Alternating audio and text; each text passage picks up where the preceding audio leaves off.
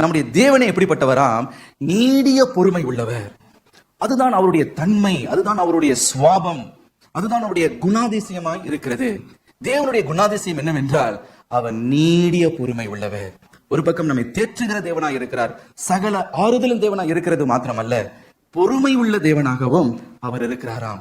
ஆம் பிரியமானவர்களே, இந்த தேவனோடு கூட நாம் நடக்கும் பொழுது, அவருடைய பாதத்துல நம்ம காத்திருக்கும் பொழுது, அவருடைய திவ்ய சுவாபம் நமக்குள்ளே, நம்மையும் அறியாமல் நமக்குள்ளே அது உண்டாகி விடுகிறது. ஹல்லேலூயா.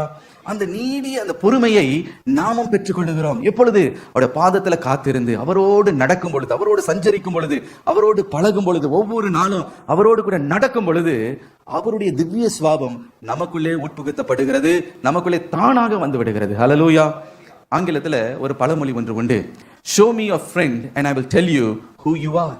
உன்னுடைய நண்பனை எனக்கு நீ காண்பி, நீ யார் என்பதை நான் உனக்கு சொல்லுகிறேன். அப்படி என்றால் நம்ம யாரோடு நெருங்கி பழகிறோமோ, யாரோடு கூட நம்ம சஞ்சரிக்கிறோமோ, யாரோடு கூட நம்ம பழகுகிறோமோ, அவர்களுடைய குணாதிசயம், அவர்களுடைய அந்த தன்மை நமக்குள்ளே நம்மை தானாக நம்மை பாதிக்கிறது, நம்மை அறியாமல் பாதிக்கிறது. அவருடைய வழிகளை, அவர்களுடைய சுவாபங்களை நாமும் கற்றுக்கொள்கிறோம். நாம் தேவனோடு கூட சஞ்சரிக்கும் பொழுது, தேவனோடு நாம் நடக்கும் பொழுது, அவரை நம்முடைய நண்பனாய் வைத்துக் கொள்ளும் பொழுது, ஒவ்வொரு நாளும் அவரோடு பழகும் பொழுது, அவரோடு காத்திருக்கும் பொழுது, அவருடைய திவ்ய சுவாபமாகிய இந்த நீடிய பொறுமை என்ற சுவாபம் நம்மையும் அறியாமல் நமக்குள்ளே வந்து விடுகிறது. ஹல்லேலூயா. நம்மை மாற்றிக்கொள்ளவே முடியாது. We cannot change ourselves in any way, in any manner. என்னதான் நம்ம போராடினால் நம்முடைய குணத்தை நம்ம மாற்ற முடியாது. ஆனால் நாம் யாரோடு பழகுகிறோமோ, தேவனோடு கூட காத்து இருக்கும், அவருடைய திவ்ய சுவாபம் நமக்குள்ளே வருகிறது. ஹல்லேலூயா.